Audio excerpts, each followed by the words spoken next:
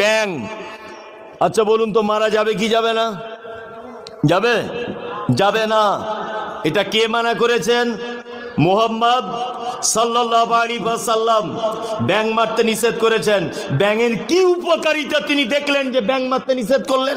কোন ল্যাবরেটরিতে তিনি গিয়ে চেক করেছিলেন যে ব্যাং মারতে নিষেধ করেছেন? ব্যাং আমাদের কি কাজ করে? আল্লাহু আকবার। এগুলো আপনি অবাক হয়ে যাবেন যে আপনি কি কথা বলছেন এগুলো। আপনার বাড়িতে যদি ব্যাং থাকে মারবেন না, কারণ আছে। বাড়িতে দেখবেন যে ব্যাঙগুলো থাকে ওদের গায়ের লোমগুলো দেখবেন মাটি কালারের হয়, হয় না? ওরা দেখবেন বেশিরভাগ থাকে খাটের তলাতে, যেখানে আপনার ঘরে ফুটো করা আছে পানি পাস করার লাইন, দেখবেন ওই জায়গাটাতে বসে থাকে। আজকে বিজ্ঞানীরা প্রমাণ করছে এটা যে ব্যাঙের গায়ে এমন এক দুর্গন্ধ আছে, কোনো বিষাক্ত সাপ যদি আপনার ওই গলি দিক দিয়ে যদি ঢোকার চেষ্টা করে, ব্যাঙের দুর্গন্ধতে বিষাক্ত সাপ আপনার বাড়িতে প্রবেশ করবে না। আল্লাহু আকবার।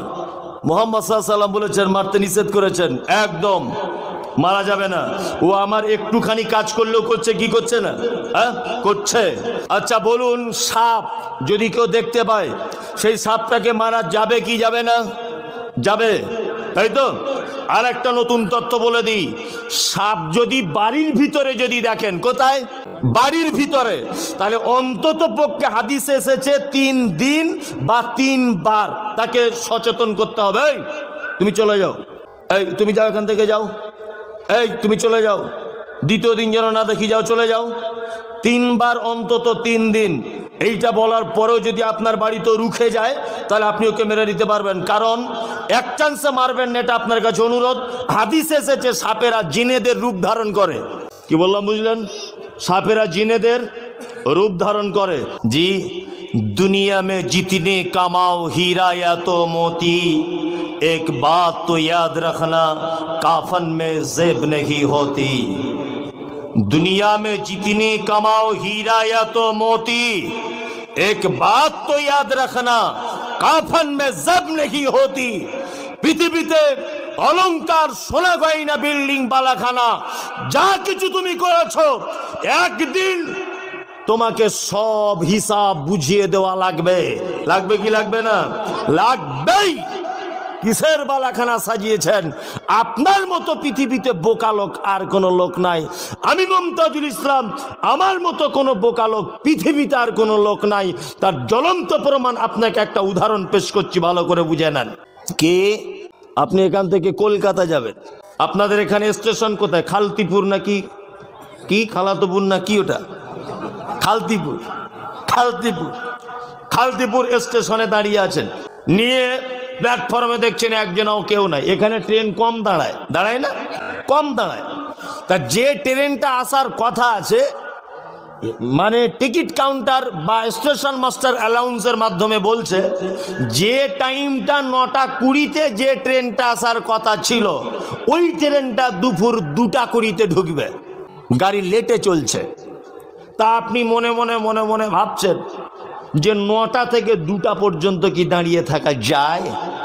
তা প্ল্যাটফর্মে দেখবেন ওয়েটিং রুম থাকে, থাকে না? তো ওয়েটিং রুমের ভিতরে আপনি ঢুকে গেলেন যে একটু বসবো, দেখছেন এত ময়লা যে বসা, নতুন জামা কাপড় পরে আছেন, কলকাতা যাবেন, বসার কোনো প্লেস নেই, বসতেই পারবেন না, কারণ পাছাতে সব ধুলোবালি লেগে যাবে। তা আপনি এক কাজ করলেন, বাজার থেকে একটা ঝাড়ু কিনে আনলেন, ঝাড়ু কিনে আনলেন, আর একটা বিছানা কিনে আনলেন, নিয়ে ঘরটা ঝাড়ু দিয়ে পরিষ্কার করলেন ওয়েটিং রুমটা।